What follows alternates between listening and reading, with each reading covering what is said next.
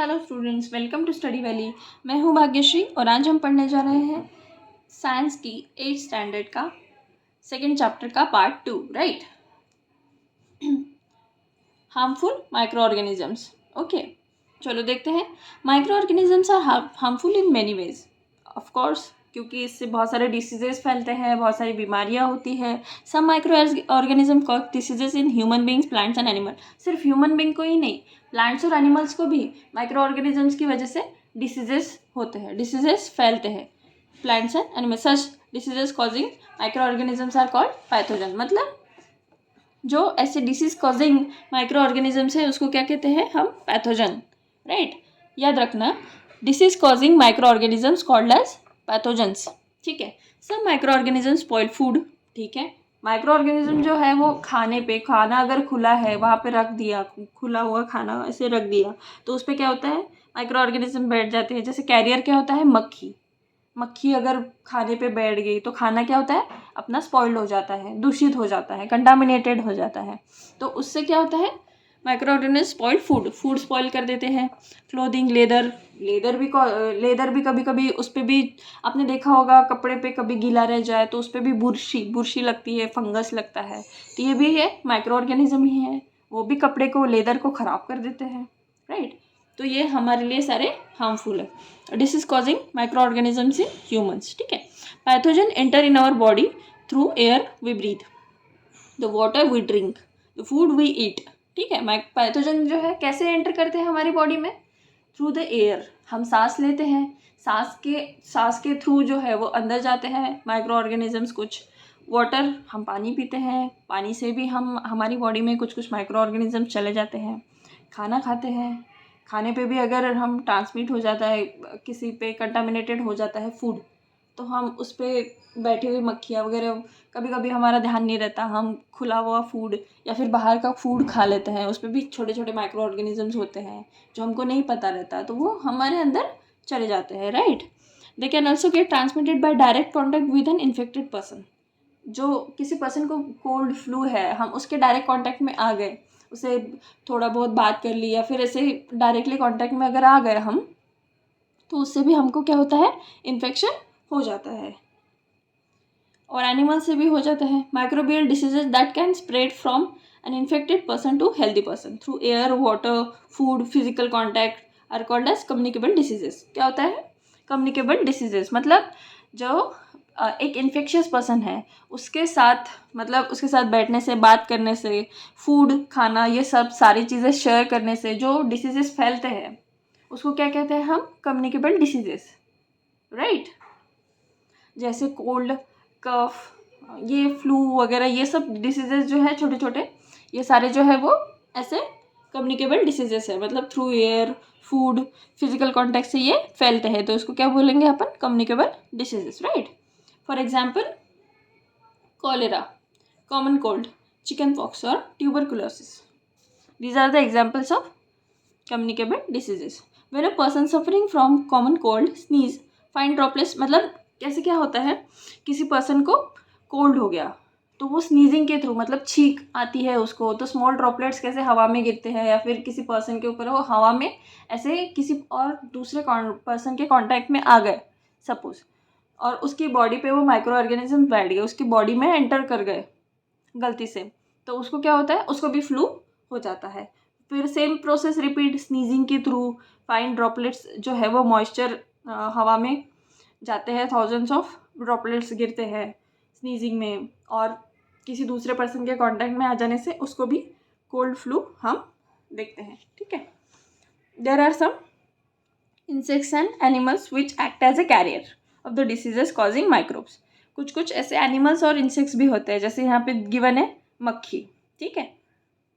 मक्खी, मच्छर of the diseases causing microbes. House fly is one which carrier, मतलब house fly जो है वो कैरियर होती है डिसीजेस की। मतलब हाउस फ्लाई कैसे, गार्बेज पड़ा हुआ है, कहीं पे कचरा पड़ा हुआ है, उस पर बैठ जाती है, फिर उनकी बॉडी पे स्मॉल माइक्रो ऑर्गेनिज्म जो है वो चिपक जाते हैं, फिर वो वही मक्खी उड़ के हमारे खाने पे बैठ जाती है, फिर वही उनके लेग्स के थ्रू, उनके वो पंखों के थ्रू जो है वो माइक्रो ऑर्गेनिज्म जो है वो हमारे खाने पे रह जाते हैं, ऐसे उसको क्या बोलते हैं हम, कैरियर बोलते हैं, डिसीज कॉजिंग माइक्रो ऑर्गेनिजम्स के कैरियर। ये मक्खी जो है वो कैरियर एज कभी कभी एज कैरियर एक्ट करती है। House fly is one such carrier, ठीक है। Fly sit on the garbage, अभी हमने देखा pathogen stick on their bodies, pathogen जो है वो उनकी बॉडी पे स्टिक हो जाते हैं। When this fly sits on uncovered food they may transfer the pathogen, मतलब वो पैथोजन कैसे हमारे खाने में ट्रांसफ़र कर देते हैं। लाइकली टू गेट सिक, मतलब ये however eats we eat contaminated food then we likely to get sick. So advisable to always keep food cover, मतलब हम ऐसे हमेशा देखते ही है अपने घरों में खाना हमेशा ढक के रखना चाहिए, और बाहर भी जो ढक के रखा हुआ है खाना जो अच्छा है, अच्छी जगह का है, हमने वही खाना खाना चाहिए, राइट।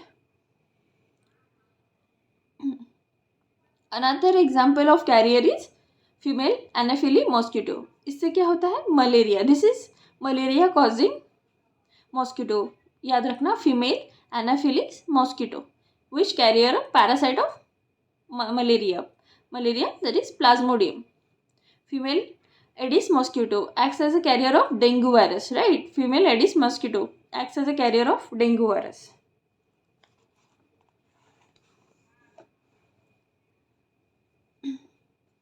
और मॉस्किटो ब्रीड इन वाटर, मतलब क्या होता है, एक पॉन्ड है कहीं पे, पानी जमा हुआ है, वहाँ पे वो कैसे करते हैं, फ्लोर पॉट वगैरह जहाँ पे पानी वाली जगह पे, वहाँ पे मच्छर ज़्यादा बैठते हैं, इसीलिए ऐसे बोलते हैं ना, घर में पानी ज़्यादा जमा नहीं होने देना किसी जगह पे।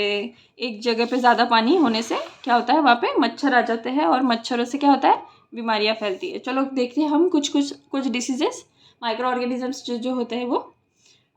ट्यूबरकुलोसिस, ये क्या होता है, bacteria. Tuberculosis cause micro organism bacteria. Mode of transmission air, right.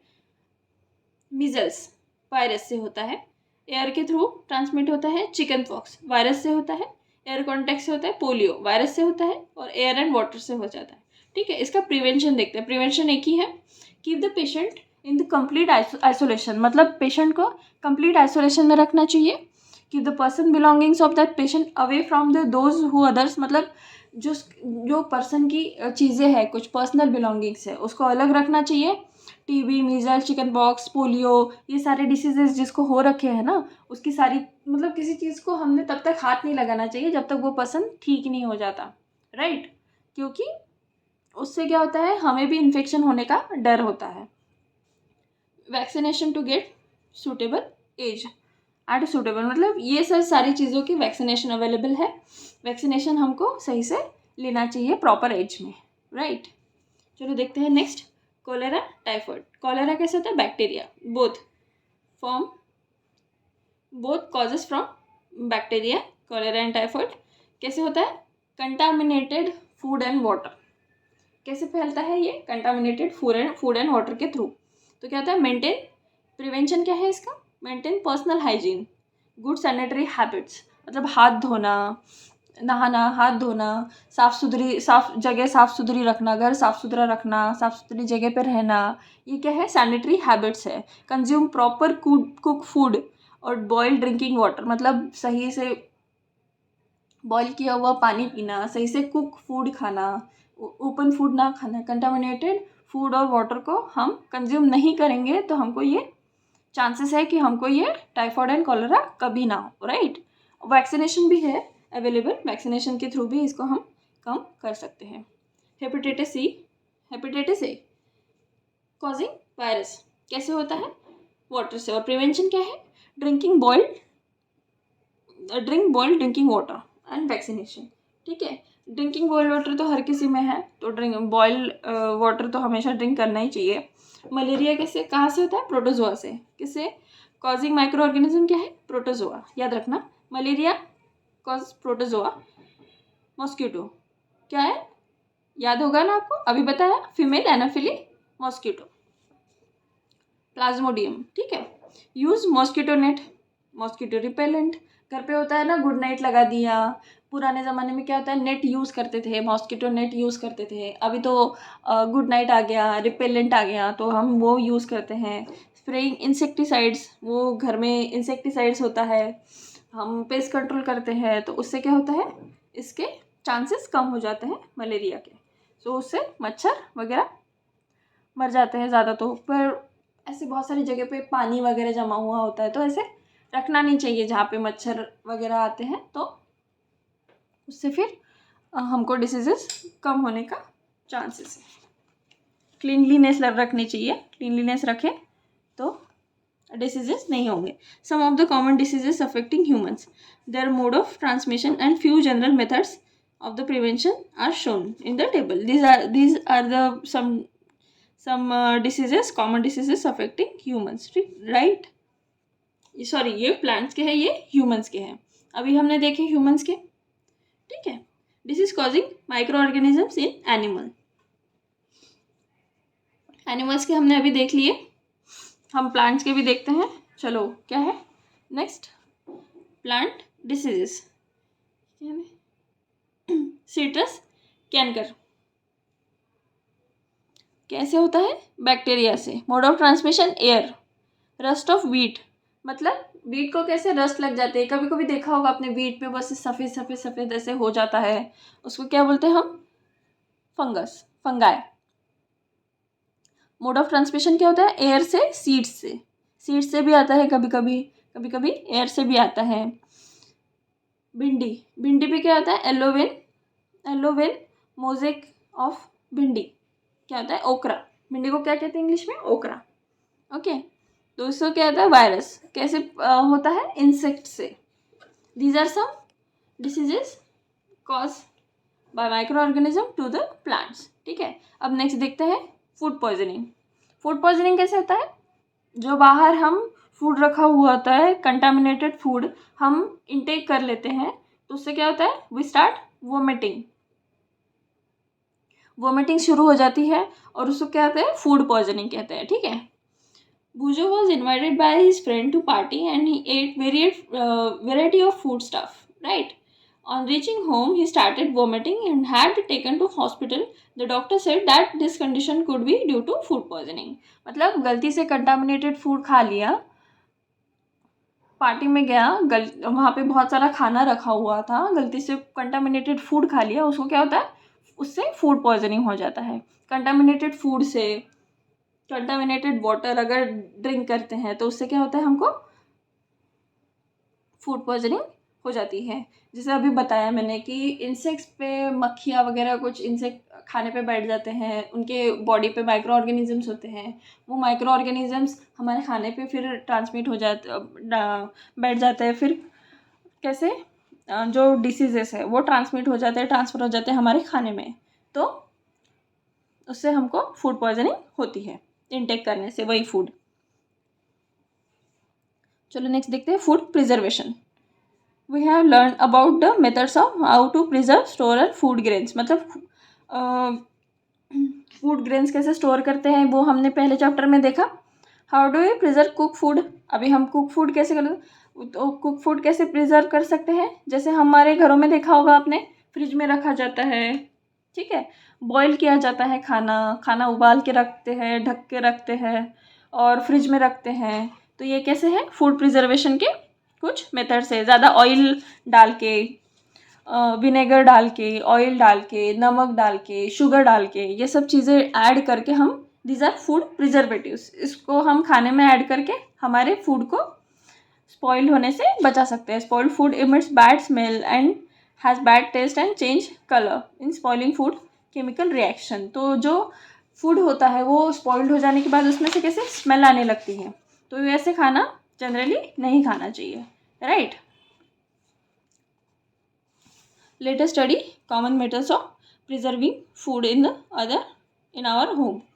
बहुत सारे मेथड्स हैं, जैसे chemical, salt and edible oil are common chemicals generally used to check growth of microorganism, therefore they are called as preservatives। मैंने अभी बताया ये है chemical method.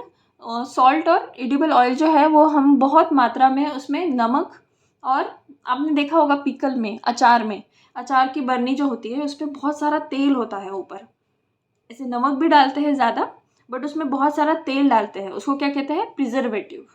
खाने को प्रिजर्व करने के लिए, बहुत दिनों तक टिकाए रखने के लिए उसमें क्या करते हैं, ऑयल डालते हैं, सॉल्ट डालते हैं, शुगर भी डालते हैं। मतलब स्वीट्स में क्या होता है, शुगर होता है, और जो ऐसे नमकीन होते हैं उसमें ऑयल रहता है और नमक रहता है, उसको क्या कहते हैं हम, प्रिजर्वेटिव। वी एडेड सॉल्ट और acid preservatives to pickle to prevent the attack of microbes. Microbes के अटैक से हम उनको बचाने के लिए हम उसमें ऑयल वगैरह ऐड करते हैं। Sodium benzoate and sodium metabisulphite are common preservatives, ठीक है।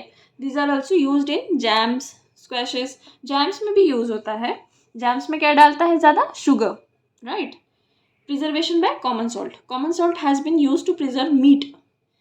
मीट को देखा होगा आपने, मीट, फिशेस, एग्स को क्या होता है ना, नमक लगा के रख देते हैं, मतलब वो ज़्यादा दिन तक प्रिजर्व रहते हैं। उनको ऐसे उस ऊपर के ऐसे लेयर में से उसको नमक उनको लगा के उनको स्टोर कर लेते हैं, ठीक है।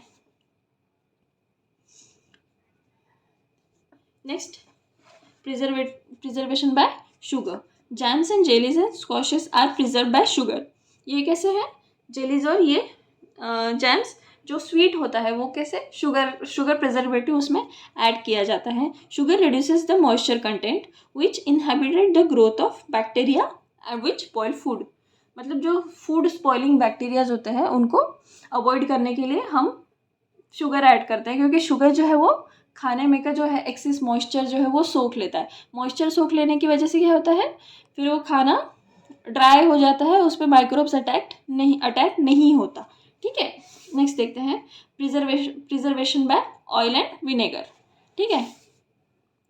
Use of oil and vinegar prevents spoilage of pickles because bacteria can not live in such environment. Vegetable, fruit, ये जो है वो कहते हैं उसको क्या करते हैं, ऑयल के साथ ज़्यादा ऑयल लगा के रख देते हैं, विनेगर ऐड करके रख देते हैं, ताकि क्योंकि उस पर माइक्रोब्स अटैक नहीं करते। हीट एंड कोल्ड ट्रीटमेंट, आपने देखा होगा बॉइलिंग से कील होते हैं। देखिए, you must have observed your mother boiling milk before it sorted और use.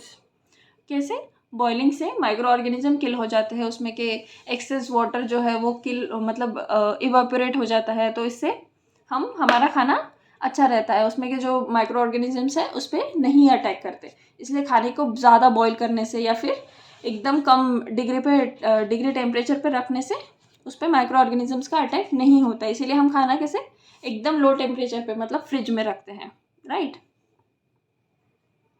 Similarly we keep our food in refrigerator. Low temperature inhibits growth of microbes, मतलब लो टेम्परेचर पे माइक्रोब्स ग्रो नहीं करते, okay. Pasteurized milk can be consumed without boiling as it free from harmful microbes, ठीक है। The milk is heated about, ये तो है हमने बताया है अभी। इसमें अगर कर देते हैं मतलब मिल्क को अगर 70 डिग्री पे 15-30 सेकेंड के लिए गर्म करते हैं और उसको आराम से मतलब अगर ठंडा कर देते हैं, प्रिवेंट ग्रोथ ऑफ माइक्रोब्स, उसको क्या कहते हैं, पॉस्चराइजेशन कहते हैं। Louis Pasteur, this process was discovered by Louis Pasteur, इसलिए उसको क्या कहते हैं, पॉस्चराइजेशन प्रोसेस कहते हैं, ठीक है। Storage and packaging, this days dry fruits even vegetables are sold in sealed air tight packets to prevent attack from microbes. मतलब सील एयर टाइट पैकेट से भी हम माइक्रोब्स का अटैक जो है वो प्रिवेंट कर सकते हैं। सील एयर टाइट पैकेट्स में हम खाना बेचते हैं, आपने बाहर देखा होगा रेस्टोरेंट्स में, दुकानों में खाना जो है वो एयर टाइट पैकेट्स में रखते हैं। जैसे चिप्स का पैकेट देखा होगा, एयर टाइट रहता है, उसमें माइक्रोब्स का अटैक नहीं होता। जैसे ही हम कैसे उसको खोल देते हैं तो क्या होता है, नरम हो जाने लगते हैं, ख़राब होने लगते हैं, तो उस पर माइक्रोब्स अटैक हो जाता है। तो एयर टाइट सील पैकेट्स में अगर खाना रखा जाए तो वो भी बेस्ट है माइक्रोब्स अटैक से बचाने के लिए खाने को, ठीक है। नेक्स्ट है नाइट्रोजन फिक्सेशन, तो ये हम नेक्स्ट चैप्टर में, नेक्स्ट पार्ट में देखेंगे, ओके। नाइट्रोजन फिक्सेशन, अगर कोई डाउट है तो आप प्लीज़ कमेंट सेक्शन में पूछ सकते हैं। अगर वीडियो पसंद आया हो तो please like share and subscribe, please please please like share and subscribe. मिलते हैं नेक्स्ट वीडियो में, till then thank you so much. और अगर डाउट है तो प्लीज़ आप कमेंट सेक्शन में डाउट्स पूछ सकते हैं, ठीक है। Thank you.